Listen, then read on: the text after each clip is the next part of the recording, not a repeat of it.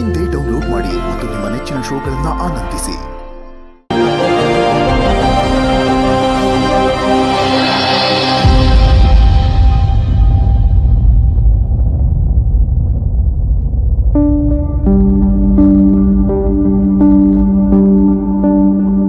ನಮ್ಮ ಅಪ್ಪಾರ ಒಂದು 30,000 ರೂಪಾಯಿ ಸಾಲ ಮಾಡಿದ್ರಿ. ಅದನ್ನ ಮುಡ್ಸಕ ನಮ್ಮಪ್ಪ ಜೀತಕ್ಕಿದ್ದೇನ್ರಿ ಮಹಾರಾಷ್ಟ್ರದಾಗ. ನಮ್ಮಪ್ಪ ಜೀತಕ್ಕಿದ್ದ, ನಾವು ಅಲ್ಲೇ ಇದ್ದೀವಿ.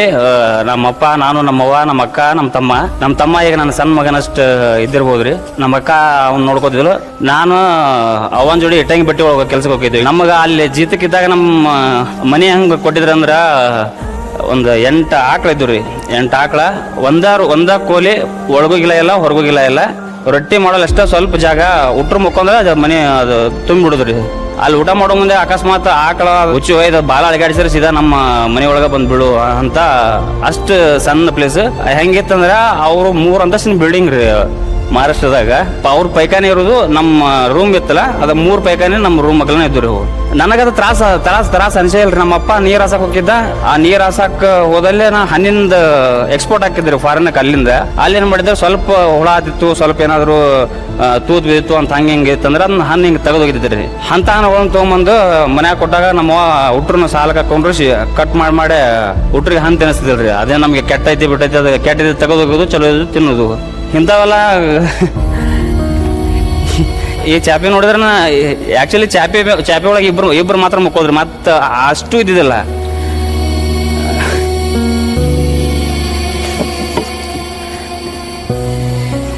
ಗಂಗಾಳನು ಅವು ಎಲ್ಲ ಅಲ್ಯೂಮಿನಿಯಂನ ಗಂಗಾಳ ರೀ, ಮಹಾರಾಷ್ಟ್ರ ಕಡೆ ಎಲ್ಲ ಯೂಸ್ ಮಾಡೋದು. ಈಗೇನೋ ಚಲೋ ತಾಟ, ಚಲೋ ಮನೆ, ಕಾರ ಅಂತ ಏನೋ ಅದನ್ನ ನಮ್ಮ ಅಪ್ಪ ನೋಡಿಲ್ಲ. ಈಗ ನಾ ಇರೋದನ್ನ ನನಗೆ ಬೇಜಾರಾಗತ್ತಿದ್ದು. ಎಲ್ಲಾರು ನಾನು ಏನ್ತಿ ನೋಡಾತ, ನಮ್ಮ ಅಕ್ಕನೂ ಶಬಾಷ್ ಅಂತಲ್ಲ, ನಮ್ಮ ಅವನು ಮೊನ್ನೆ ಭಾಳ ಖುಷಿ ಪಡ್ಲು. ಇದನ್ನೆಲ್ಲ ನೋಡಕ್ಕೆ ನಮ್ಮ ಅಪ್ಪ ಇಲ್ಲಲ್ಲ ಅಂತೇಳಿ ನಮ್ಮ ಸಂಬಂಧ ಜೀತಕ್ಕಿದ್ದು ಕಷ್ಟಪಟ್ಟು ನಮ್ಮಪ್ಪ ಸುಸೈಡ್ ಮಾಡ್ಕೊಂಡ್ರಿ ಬರೀ 40,000 ರೂಪಾಯಿ ಸಾಲ ಸಂಬಂಧ. ಈಗ ಅದನ್ನ ಬರೀ ನಾನು 1-2 ಮಾಡಿದ್ನಿ ಅಂದ್ರೆ ಡಬಲ್ ತೀರಿಸ್ಬೋದು. ಆ ಪರಿಸ್ಥಿತಿ ದೇವ್ರು ಕೊಟ್ಟನ ಕರೆ. ಬಟ್ ನಮ್ಮಪ್ಪ ಭಾಳ ಸೂಕ್ಷ್ಮ ಸ್ವಭಾವ ರೀ, ಯಾರ ಜೊತೆ ಮಾತಾಡೋವಲ್ಲ ಏನೆಲ್ಲ.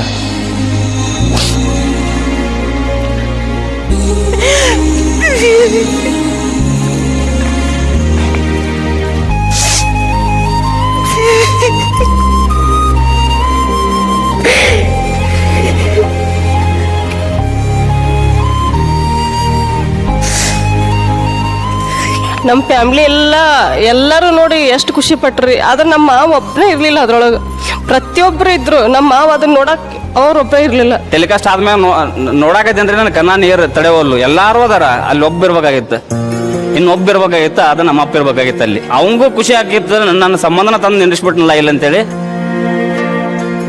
ನನಗೆ ಅಳುನ ಬರೋದಿಲ್ರಿ, ಆಕ್ಚುಲಿ ಅಳಂಗನ ಇಲ್ಲ. ನಾನು ಇಲ್ಲೇ ಅಳಿಸ್ಬಿಟ್ರಿ. ಕಷ್ಟನ ಅವ್ನು ಹುಟ್ಟತಾನ ನೋಡ್ಕೊತ ಬಂದ್ಬಿಟ್ಟೇವ್ರಿ ನಾವು ಕಂಟಿನ್ಯೂ. ನಾ ಅಪ್ಪಾರ 2-3 ತಿರ್ಕೊಂಡ್ರ ಅಲ್ಲಿಂದ ನಾ ದುಡಿಯಾಕತ್ತಾವ. ಇನ್ನೂವರೆಗೆ ನಾ ದುಡ್ಕೋತನ ಮಾಡ್ಕೊಂಡಿದ್ರಿ. ಎಲ್ಲ ದುಡ್ಕೊಂತನ ಸಾಲಿ ಕಲ್ತೀನಿ, ದುಡ್ಕೊಂತನ ಕಾಲೇಜ್ ಡಿಗ್ರಿ ಮುಗಿಸಿದೆ, ದುಡ್ಕೊಂತನ ಕಾರ್ ಮದುವೆ ಅದಕ್ಕೂ ಹೆಲ್ಪ್ ಆಯ್ತು, ದುಡ್ಕೊಂತನ ತಮ್ಮನ ಮದುವೆನೂ ಮಾಡಿದೆ, ದುಡ್ಕೊಂತ ನಂದು ಆತು. ನನ್ನ ಜವಾಬ್ದಾರಿ ಇದೆ, ನನಗೆ ವಜ್ಜೆ ಅನ್ಸಿಲ್ಲ ಇದೆ ಕೆಲಸ. ಬಟ್ ಇದೆಲ್ಲ ಮಾಡಿನೂ ನಾನು ಗೆದ್ದಾಗ ಅದನ್ನ ನೋಡಕ್ ನಮ್ಮ ಅಪ್ಪ ಇರ್ಬೇಕಾಗಿತ್ತು. ಇದೊಂದು ಭಾಳ ಮಿಸ್ ಮಾಡ್ಕೋತೀನಿ ನಾನು. ಚಳಿ ಜ್ವರನ ಮುಂದಂಗೆ ಆದ್ರಿ ನನಗೆ.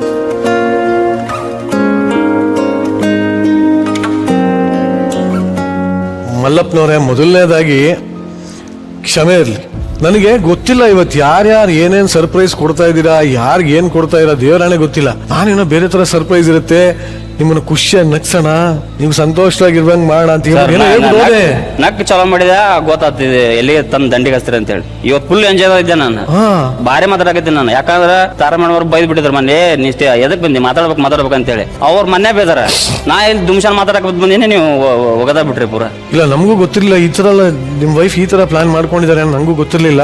ಬಟ್ ಚಿಕ್ಕ ವಯಸ್ಸಲ್ಲೇ ಕೇವಲ 40,000 ರೂಪಾಯಿಗೆ ನಿಮ್ಮ ತಂದೆಯವರು ಆತ್ಮಹತ್ಯೆ ಮಾಡ್ಕೊಂಡ್ರು ಅಂತ ಹೇಳಿದ್ರಿ, ಜೀತಕ್ಕಿದ್ರು ಅಂತ ಹೇಳಿದ್ರಿ. ಆ ಸಾಲ 40,000 ರೂಪಾಯಿ ಅವತ್ತು ನೋಡಿದಲ್ರಿ, ನಡ್ಬೇಕಾಗಿದ್ದ, ಇನ್ನೊಬ್ರಿಗೆ ನಡ್ಬೇಕಾಗಿದ್ದ.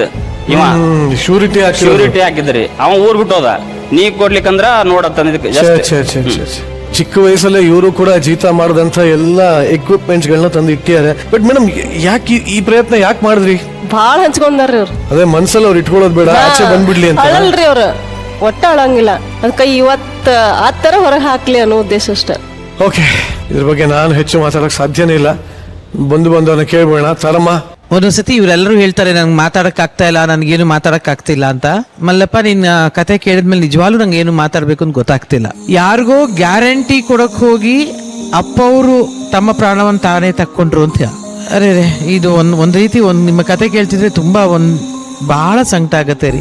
ಮಲ್ಲಪ್ಪಣ್ಣಂಗೆ ನಾನು ಯಾಕೆ ಹೇಳ್ತಿದ್ದೆ ಅಂದ್ರೆ, ನಿರಂಜನ ಮಾತಾಡ್ತಿದ್ ಕಮ್ಮಿ ಮಲ್ಲಪ್ಪಣ್ಣ, ಅದಕ್ಕೋಸ್ಕರ ನೀವ್ ಹೇಳ್ತೀರಿ ಇಲ್ಲೆಲ್ಲರೂ ಮಾತಾಡ್ತಾರೆ, ನೀವು ಸ್ವಲ್ಪ ಮಾತಾಡಿ, ನೀವು ಹೇಳಿದ್ರೆ ಹೇಳಿ ಮಾತಾಡಿ, ನೀವು ಸೈಲೆಂಟ್ ಆಗಿದ್ದೀರಿ ಅಂತೆಲ್ಲ ಹೇಳ್ತಿದ್ದೆ. ಬಟ್ ಮಲ್ಲಪ್ಪಣ್ಣ, ನೀನ್ ಮಾತಾಡಿದ್ರೆ ಒಂದು ನಗಿಸ್ತಿ, ಇಲ್ಲಾಂದ್ರೆ ಅಳಿಸ್ತಿ. ನಾವು ಸಾಧನೆ ಮಾಡ್ಬೇಕಾದ್ರೆ, ನಾವು ಕಷ್ಟ ಪಡ್ಬೇಕಾದ್ರೆ, ನಮ್ಮನ್ನ ಹೆತ್ತ ಜೀವಗಳು ಅಥವಾ ನಮ್ಮನ್ನ ಇಷ್ಟಪಡೋ ಜೀವಗಳು ಆ ಟೈಮಲ್ಲಿ ನಾವು ಕಷ್ಟಪಡೋದನ್ನ ಮಾತ್ರ ನೋಡಿರ್ತಾರೆ. ಆದರೆ ನಾವು ಆ ಕಷ್ಟಗಳನ್ನ ಗೆದ್ದು ಸಾಧನೆ ಮಾಡಿ ನಾವೊಂದು ಸ್ಥಾನಕ್ಕೆ ಗಟ್ಟಿಯಾಗಿ ನಿಂತಾಗ ನಾವು ಅವ್ರನ್ನ ಚೆನ್ನಾಗಿ ನೋಡ್ಕೋಬೇಕು ಅನ್ನೋ ಟೈಮಲ್ಲಿ ಅವರೇ ನಮ್ಮ ಜೊತೆ ಇರಲ್ಲ. ಅದು ತುಂಬಾ ಚೆನ್ನಾಗಿದೆ ಮಲ್ಲಪ್ಪ. ಅದೇ ಭಗವಂತನ ಆಟ. ಇಲ್ಲಾಂದ್ರೆ ಭಗವಂತನ ನೆನೆಸ್ತೀವ ನಾವು? ಅದು ಕರೆ ಹಿಂಗ್ ಮಾಡ್ಬಿಡ್ತಾನ, ನೀ ಎಟ್ಟ ಬೆಳಿ ನೆನಪತ್ರ ಹಾರಕ್ ಹೋಗ್ಬೇಡ ಅಂತೇಳಿ. ಹಾ, ಹಾಗೆ ಮಲ್ಲಪ್ಪ, ನಾನು ಹೇಳೋದು, ನಿಮ್ಮ ತಂದೆಯವರು ನಿಮ್ಮ ಮಗನ ರೂಪದಲ್ಲಿ ಬಂದಿದ್ದಾರೆ. ಈಗ ನಿಮ್ಮ ಮಗನಲ್ಲಿ ನಿಮ್ಮ ತಂದೆಯವ್ರನ್ನ ನೋಡ್ಬೇಕು. ಸೊ ನಿಮ್ಮ ಅಪ್ಪನಿಗೆ ಏನೇನ್ ಮಾಡ್ಬೇಕು ಅನ್ಕೊಂಡಿದಿರೋ ನಿಮ್ಮ ಮಗನಿಗೆ ಮಾಡಿ. ಅದೆಲ್ಲ ಒಳ್ಳೇದಾಗ್ಲಿ, ಚೆನ್ನಾಗಾಗ್ಲಿ, ಚೆನ್ನಾಗಿರಿ, ಖುಷಿಯಾಗಿರಿ. ಎಲ್ಲವೂ ಜೀವನದ ಪಾಠ. ಅದನ್ನ ಮಾಡ್ತಾನೆ, ಅದನ್ನ ನೋಡ್ತಾನೆ ನಡೀತಾನೆ ಮುಂದೆ ಸಾಗ್ಬೇಕು ನಾವು. ಆಯ್ತಾ? Thank you Taramma. Sharan sir. Mallappa ಸಾವ್ಕಾರ್ರೆ, ನಿಮ್ಮ ತಂದೆ ಎಲ್ಲೂ ಹೋಗಿಲ್ಲ, ನಿಮ್ಮ ಜೋಡಿಯಲ್ಲೇ ಇದ್ದಾರೆ, ನಿದರ್ಶನವಾಗಿದ್ದಾರೆ, ಆದರ್ಶವಾಗಿದ್ದಾರೆ. ನಿಮಗೆ ಅವ್ರನ್ನ ಇಲ್ಲಿಟ್ಕೊಂಡಿದ್ದೀರಿ ನೀವು. ಅವ್ರು ತೀರ್ಕೊಂಡು 20 ವರ್ಷ ಆಗಿದೆ. 20 ವರ್ಷ ಆದ್ರೂ ಆ ದುಃಖ ಮತ್ತೆ ಅವರ ನೆನಪನ್ನ ಎದೆಯಾಗಿ ಇಟ್ಕೊಂಡಿದ್ದೀರಿ. ಗೊತ್ತಾ, ಒಬ್ಬ ಸಾರ್ಥಕ ಮಗನನ್ನ ಹೆತ್ತಿದ್ದಾರೆ, ಒಬ್ಬ ಸಾರ್ಥಕ ತಂದೆಯನ್ನ ಪಡೆದಿದ್ದೀರಿ ನೀವು. ನನಗೆ ಗೊತ್ತಿರಂಗೆ ಇಡೀ ಭಾರತದಲ್ಲಿ ಶಾರ್ಟ್ ಫಿಲ್ಮ್ಗೆ ಹೆಲಿಕಾಪ್ಟರ್ನ ತರಿಸಿದಂಥ ಏಕೈಕ ಮನುಷ್ಯ ನೀವು. ಈ ಜರ್ನಿ ಇಲ್ಲಿಗೆ ನಿಲ್ಲಬಾರ್ದು. ನೀವು ಆಗಾಗ ನಾನು ಸಿನಿಮಾ ಮಾಡಬೇಕು ಅಂತಂದೆ, ಆದಷ್ಟು ಬೇಗ ಒಂದು ದೊಡ್ಡ ಸಿನಿಮಾ ಮಾಡುವಂಥ ಶಕ್ತಿ ಆ ಭಗವಂತ ಕೊಡ್ಲಿ. ನೀವು ಹೀರೋ ಆಗಿ, ಒಂದು ದೊಡ್ಡ ಹೀರೋ ಆಗಿ ನಮ್ಮಗಳ ಮಧ್ಯದಲ್ಲಿ ತುಂಬಾ ಚಂದ ನಿಮ್ಮ ಬದುಕನ್ನ ಕಟ್ಕೊಳ್ಳುವಂತ ಶಕ್ತಿ ಆ ಭಗವಂತ ಕೊಡ್ಲಿ ಅಂತ ಕೇಳ್ಕೊಳ್ತೀನಪ್ಪ. ಒಳ್ಳೆದಾಗಿ. Thank you sir. ಈಗ ಇನ್ನೊಂದು ಸರ್, 2 ಸಿನಿಮಾ ಸೈನ್ ಅದು ಸರ್, 4 ಸಿನಿಮಾ ಆಲ್ರೆಡಿ ಆಕ್ಟ್ ಮಾಡೀನಿ ಸರ್. ಬರ್ಲಿ ಅದಕ್ಕೆ 45 ಸಿನಿಮಾ ಮಾಡೀನಿ. ಹಾ, ಹೌದಾ? ಶಿವಾನಂದ, ಉಪೇಂದ್ರ ಅವರು, ರಾಜು 45 ಸಿನಿಮಾದಾಗ. ಮತ್ತೆ ಇನ್ಯಾವ ಸಿನಿಮಾ ಮಾಡ್ರಿ? ಹೌದ ಹುಲಿಯ ಒಂದು, ಲಡ್ಡು ಒಂದು, ಹುಲಿ ಬೀರ ಒಂದು, 4 ಸಿನಿಮಾ ಮಾಡಿ. ಸೂಪರ್.